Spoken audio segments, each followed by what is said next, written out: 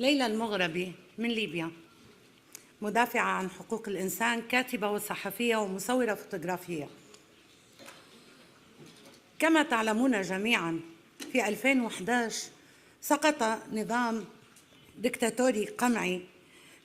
عانت ليبيا خلال هذا النظام من القمع الحريات بشكل كبير، لكننا شهدنا انفراجا كبيرا في الحريات بعد سقوط النظام، مما جعلنا نتوقع أن نعيش مرحلة جديدة من الانفتاح على التنوع وقبول الآخر. وانطلقنا بحماس لتأسيس منظمات تعنى بالحقوق والحريات وتؤسس لقبول الآخر ونبذ العنف والتطرف.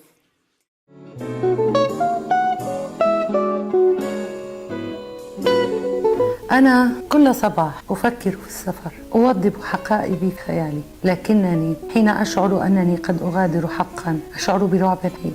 لا أدري ما الذي يربطني بهذه الأرض. كيف لامرأة مثلي ولدت خارجها أن تكتشف مدى عمق جذورها الضاربة هنا؟ متى حدث هذا؟ عشت أغلب سنوات عمري في طرابلس، لكنني كلما زرت مدينة فيها أشعر بألفة غريبة مع المكان، أتحد مع الهواء والتراب. أي سحر مارسته هذه البلاد علي؟ أنا التي اعتدت عدم التعلق بالأشياء. تأسرني هذه البلاد وكتابين.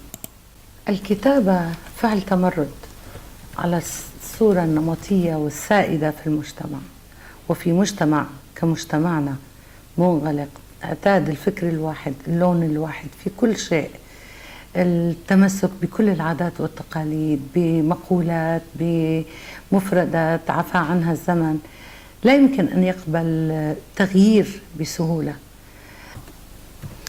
يأتي دور المثقف والثقافة هنا لجعل المجتمع يقبل التغيير، لأن التغيير واقع وضرورة لا يمكننا تجاهلها أو تجاوزها.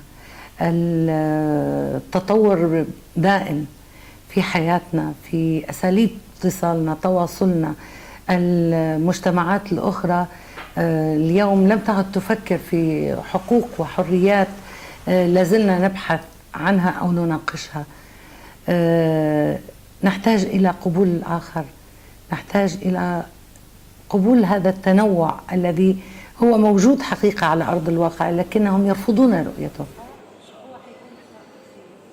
في عملي الصحفي عملت دائما كصحفية مستقلة، التزمت بالمعايير المهنية بعدم الانحياز لأي طرف سياسي في ليبيا، رغم توفر العروض والفرص من عدة وسائل إعلام. أيضا المغريات المادية كانت كبيرة، لأنني مثل العديد من زملائي في هذه المهنة نسعى لتقديم إعلام مهني حر يحترم أخلاقيات المهنة ويخدم المواطن. وحتى كمصورة فوتوغرافية، رغم قلة عدد النساء المصورات في ليبيا، خضت هذا المجال لأكون أكثر تمكنا من أدواتي وكسر القالب المعتاد في هذا المجال، والذي يعد حكرا على الرجال أكثر من النساء في مجتمعنا.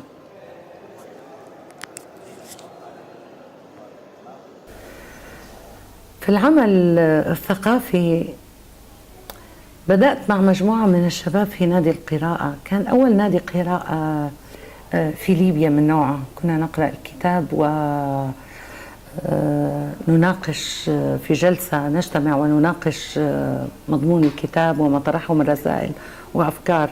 كانت إحدى الأفكار التي نحاول من خلالها توعية الشباب وترغيبهم بالقراءة، تعويد الشباب على النقاش والحوار وقبول الآخر، الاستماع للآراء المتنوعة.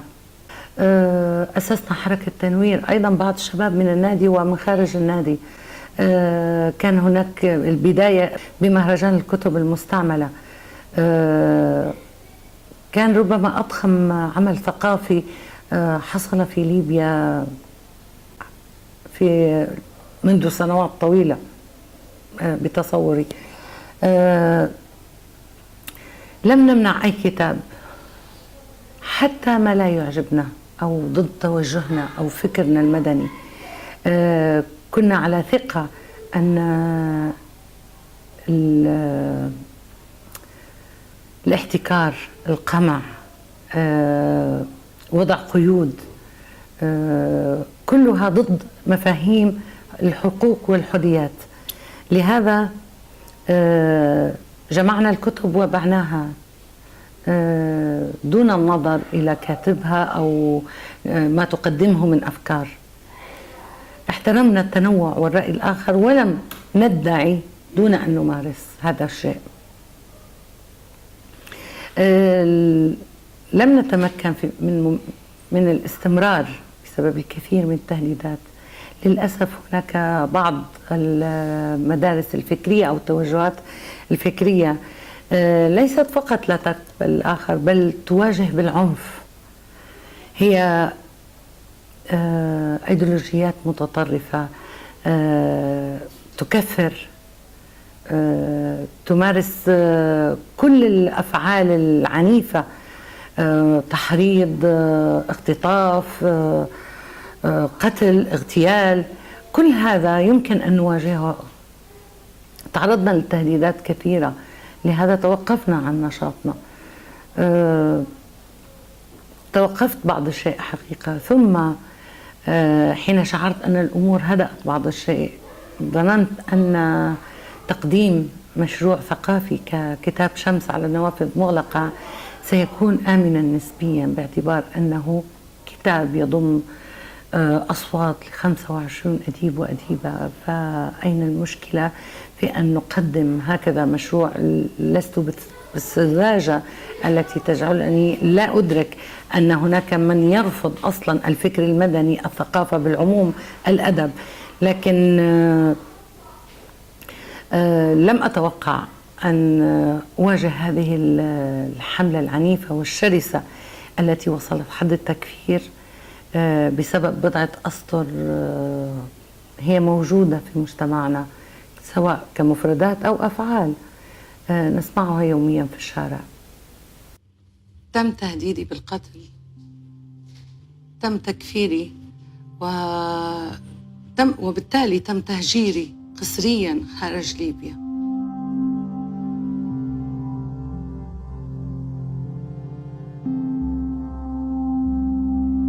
تهديدات لا تعد ولا تحصى حقيقة، سواء في العلن على وسائل التواصل الاجتماعي أو على حسابي على الخاص، رسائل تصلني وآخرها الفيديوهات التي هددتني بشكل مباشر، والسحل والقتل وغيره من المفردات.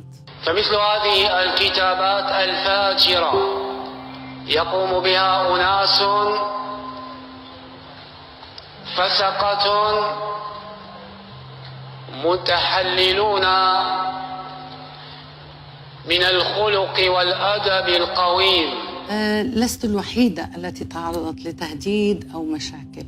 أكثر الانتهاكات قسوة التي واجهتها المرأة وكانت تهددها بشكل مباشر تعلمنا منها أن نخاف. الاغتيالات التي تمت مثل السيدة سلوى بكيكيس رحمها الله، السيدة فريحة البركاوي، انتصار الحصايري، الصحفية نصيب من سبها، عدد كبير من النساء اللواتي تم اغتيالهن. أولا لم نرى أي محاكمة جدية أو حقيقية. المؤسف أيضا تحويلها إلى جرائم جنائية وليست سياسية. لا يوجد سلطة في ليبيا. القضاء لا يمكن أن يعمل في ظل فوضى، في ظل حكم ميليشيات. لا يمكن لأي قاضي أن يحكم. من سيتمكن أصلا من الذهاب إلى محكمة أو إلى نيابة أو غيره؟ الوضع مفزع فعلا. نحتاج لأن نشرع النوافذ للشمس. ما واجهته من حملة شرسة وعنيفة ضد كتاب شمس على نوافذ مغلقة لم يكن بالأمر الهين. بالتأكيد كانت تجربة قاسية، لكن هذا لن يمنعني من مواصلة العمل، لأنني مؤمنة أن العمل المدني والثقافي لا يمكن أن ينجز بمشروع واحد أو بتجربة واحدة إنه كالطرق على المسمار، أو كما يقال قطرات ماء على الصخر ستحفر بالتدريج، سيكون لها أثرها التراكمي الذي سنرى آثاره فيما بعد. نعم، نحن مجتمع يغلق نوافذه أمام التغيير، لكنه يدرك حاجته له، يخشى التغيير. لهذا علينا ألا نتوقف عن العمل كي ننشر ثقافة الاختلاف، قبول الرأي الآخر، مفاهيم الحقوق والحريات. ما واجهته من حملة عنيفة على أثر كتاب شمس على نوافذ مغلقة كان قاسيا بالتأكيد، خاصة أنني امرأة، أو لأنني امرأة أصلا. ربما لاحظ الجميع التركيز علي كمحررة للكتاب وعلى الكاتبات الشابات المشاركات في الكتاب أكثر من التركيز على كاتب النص.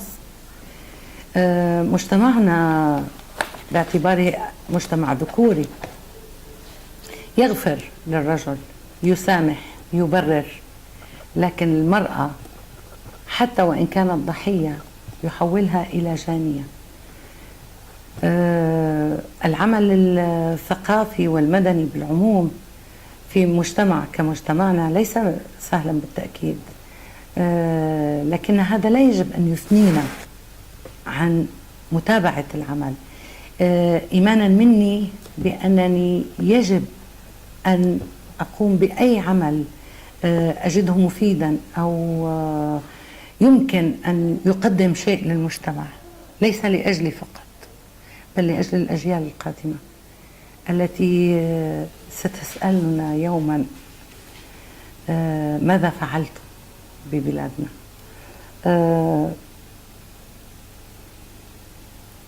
ربما هو شعور بالذنب نحو ما وصلت إليه البلاد.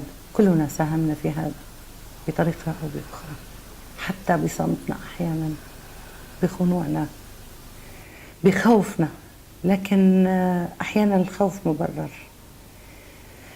نعم، اضطررت للخروج من ليبيا، لكن هذا لا يعني أن أتخلى عن متابعة العمل. خشيتي لم تكن على نفسي بقدر ما كانت على عائلتي التي أيضا تضررت وستتضرر إن بقينا هناك. لم أيأس، لأنني أعرف بأن هذا النوع من العمل فيه من الخطورة بقدر ما فيه من المتعة، وبما أنني لا أتقن غير هذا العمل وأدرك بأنه يحتاج لوقت طويل كي يترك أثرا أو كي نحصد ثماره ونتائجه، فلا بد لنا أن نستمر في العمل، لا يجب أن نيأس.